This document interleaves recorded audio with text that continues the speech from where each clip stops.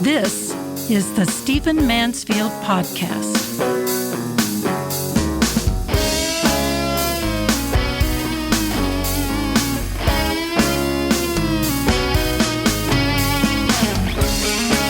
Well, welcome to the Stephen Mansfield Podcast, the podcast where we look at our times through the lens of character and history, faith, and leadership. It's great to have you with me. Let's dive in. Man, there's a lot we could deal with, isn't there? We've got government shutdowns. We've got Middle East peace deals. We've got conflict with Venezuela. We've got a hacking or remodeling, however you look at it, of the White House itself. So we're living in some strange times. But rather than me dive into some immediate news cycle things, I want to talk about something which is at the heart of one of the major crises of America today, but it's kind of philosophical, legal, historical, and let's get to it. I want to talk about birthright citizenship. Now, this is at the heart of what's going on with immigration in our country. It's at the heart, or a certain view of it anyway, is at the heart of what the Biden administration attempted, I think, foolishly. It's at the heart of the claims of the Trump administration, and I think we need to take a good look at it. At its heart, at its base, birthright citizenship is the idea that if you were born in America, if you are born on the soil, as the Latin phrase that the founding fathers used claims, that you are a U.S. citizen. Now, that is the interpretation of the Supreme Court down through the centuries. That is what many people believe. That seems to be what the language of the founding fathers and of the framers of the 14th Amendment wanted. But let's dive into that and find out if it's really true. The 14th Amendment to the Constitution is a beautiful and important document that came after the Civil War, and its attempt was to fix things following that war, guaranteeing freed slaves their citizenship, keeping those who had become enemies of the United States from holding office, things of that nature. It's clearly a post-Civil War amendment. And the very first line of the 14th Amendment, which, by the way, was adopted in 1868, 3 years after the Civil War, is this: all persons born or naturalized in the United States and subject to the jurisdiction thereof are citizens of the United States and of the state wherein they reside. Okay. Now, it's easy to understand this in, the post-Civil War era. 3 years later, you're trying to guarantee citizenship to, by the way, those restored to the U.S. From the Confederacy, freed slaves, etc. Makes perfect sense. The problem is that it has been interpreted by courts ever since to guarantee that anyone who is actually just born in the U.S., regardless of their nationality, regardless of their citizenship in foreign countries, is a citizen of the United States. Now, that's probably not what the framers of the 14th Amendment intended. In 1866, a few years earlier, there was an act called the Civil Rights Act, which the 14th Amendment is based on. And it said that it established a birthright citizenship, but excluded those who were subject to any foreign power. In other words, if you were a citizen of England or Nigeria, whatever your citizenship was, you were therefore subject to that foreign power, and therefore your children would not be citizens of the United States. That was the thinking of the time. That was probably the intention of the framers of the U.S. Constitution, and that probably was what was in the minds of those who framed the 14th Amendment in 1868. But they shrank that critical phrase, subject to any foreign power, down to subject to the jurisdiction, which became a formula for the courts. Now, right off the bat, even though that you can look at the words and say, well, that's what they intended, man. If you have a baby in this country, that baby's a U.S. citizen. That wasn't the way the federal government conducted itself. For example, it denied to Indians citizenship even though they were born on the soil of the United States. And by the way, made to be subject to the laws of the United States. That did not change until a 1924 law was needed to confer citizenship upon Native Americans, or Indians, as we sometimes say. I prefer Native American or First Peoples. Then, of course, you have other cases and other appeals that happen over time. In 1885, for example, a man by the name of Ludwig Hausding was born in Michigan to parents who had not been or had not become naturalized citizens.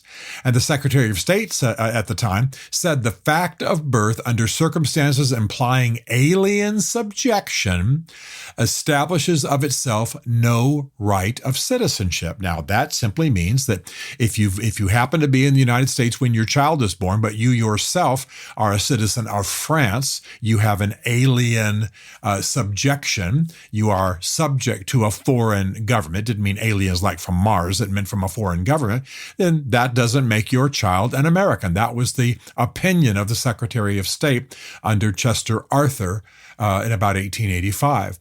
And you had other cases like this. In 1879, Acting Secretary Frederick Seward concluded that the American-born children of a gentleman named James W. Smith, a man who had served in the Mexican Army, that his children would lose their citizenship in the U.S.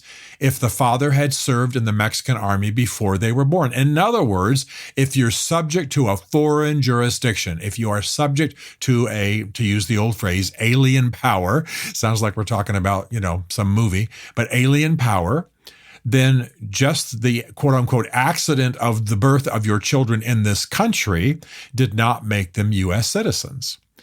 Well, there's no question that the United States has held the line for the idea that no matter what the circumstances of the parents, if the children are born in the United States, they are U.S. citizens.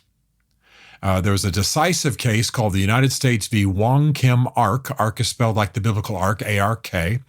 And there was an appeal about whether the child in the case was a U.S. citizen. And the court, without question, said absolutely no question, that child born in the U.S. to parents who are not U.S. citizens is a U.S. citizen. Well, this has caused some real consternation. It is why people work very hard to come illegally into the United States, because even though they may never be citizens, in fact, they may be illegal in the United States their whole lives.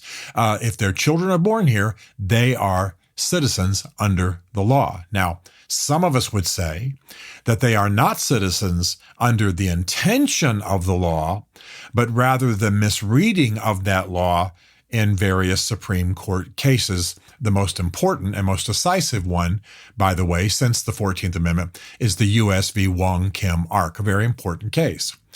Also, by the way, we know that this is taken on some silly forms. For example, we know that there are countries that actually have birthright tourism, they call it. The Chinese, for example, without question, this is very well known. Look it up. Google this. Would have tours that would come to the U.S. for pregnant women.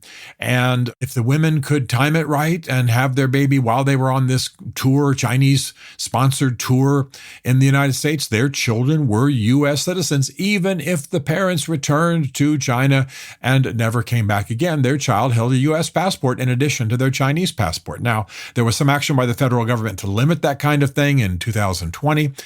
The idea being, if we know that you're doing this, if it's obvious that you're engaged in birthright tourism, we won't issue you a visa to come into the country. But that's rather hard to discern. And by the way, the issuing of visas often doesn't require any kind of face-to-face contact. It's just a matter of filing documents. So sometimes you don't even know if the person is, pregnant or engaging in birthright citizenship. But there's no question this has happened. There's no question that people have come to this country timing their trip to accommodate their pregnancy and have the child born in the U.S. This has happened over and over again. Now, I want to say very quickly, because it's easy for me to be misunderstood for some hard right, anti-immigrant, nativist, angry person, that I think we've got to have a good immigration policy in the U.S. I believe in immigration. The U.S. has benefited from immigrants. We are all basically immigrants, except for, again, the first peoples, the natives. And we need a good immigration policy. Look at what America has benefited from. Look at the gifts that have come to the United States through immigration. But we need a good policy. We need people to be able to get visas. We need to track those people who are in the country. We need to not give radicals visas. We all know that a lot of the anti-Semitism on recent university campuses has come from people in the Middle East who had student visas, but were here as activists for radical Islam. There's no question about that. Hamas has admitted that they have used our student visa program to get their agents into the country. Very, very obvious. So the problem is that we have not had a wise immigration policy. It either takes too long for those who are good and can do us good and bring their gifts to the country, or we have a ridiculously porous borders. We had the Biden administration putting illegal immigrants on planes and flying them to the interior of the country. That's all about democratic politics and about trying to bolster the voting rolls for those who will want a great deal of benefits and are turning to the Democratic Party. I know that's how it sounds, very partisan. That's exactly why the Biden administration did it. So we need immigration. We need foreign nationals in our country. We want people to come and take up citizenship here. And by the way, I've spoken many times on this podcast about our declining birth rates.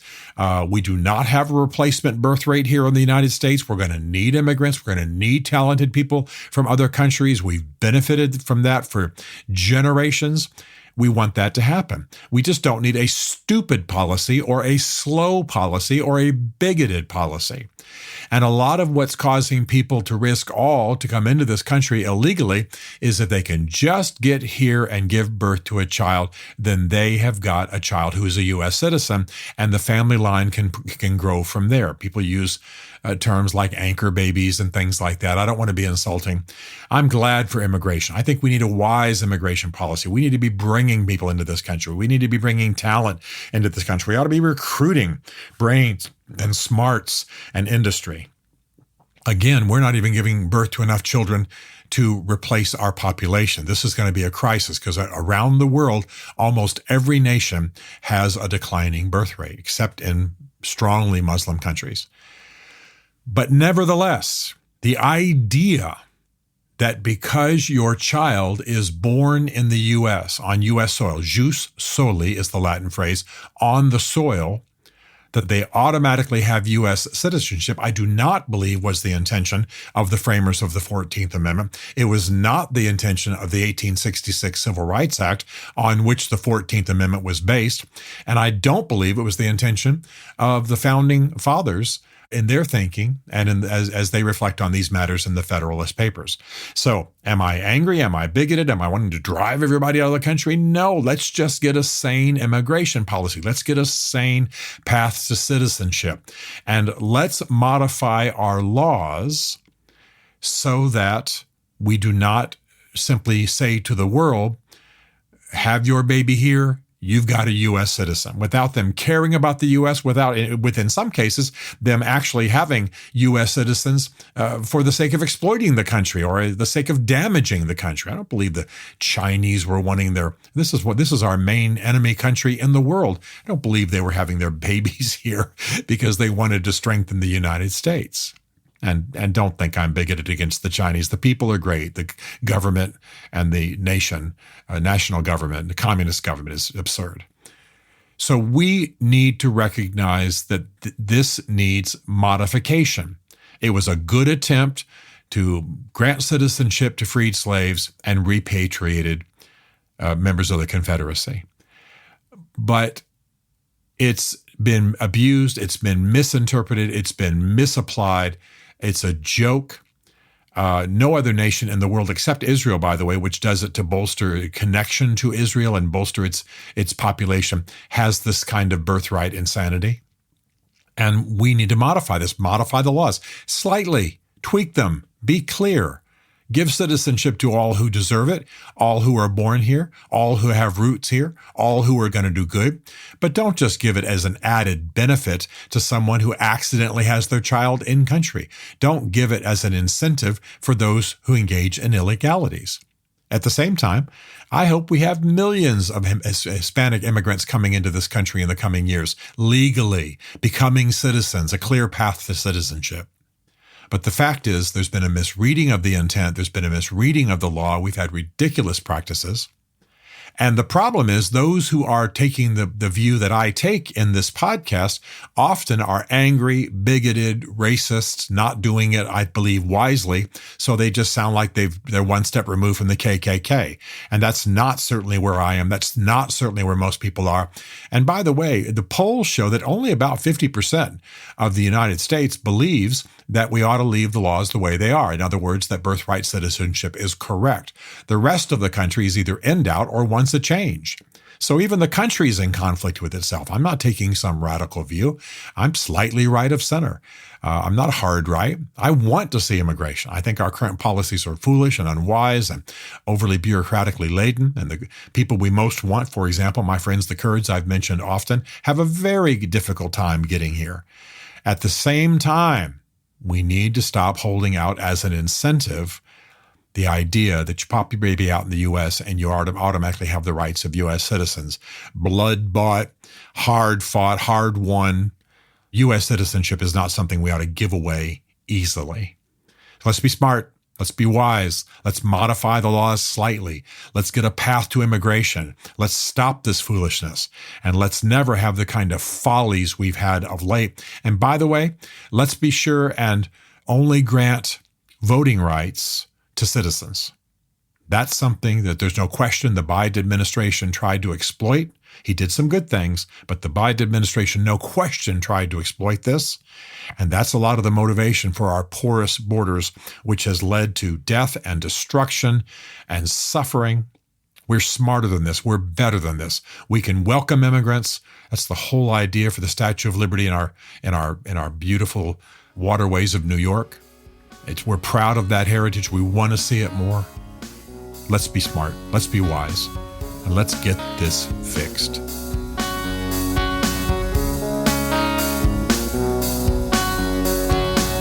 Stephen Mansfield is a New York Times best-selling author, a popular speaker, and a frequent faith and culture commentator in international media. His groundbreaking books on faith and society include The Faith of George W. Bush, The Search for God in Guinness, Mansfield's Book of Manly Men, and Lincoln's Battle with God. Learn more at stephenmansfield.tv.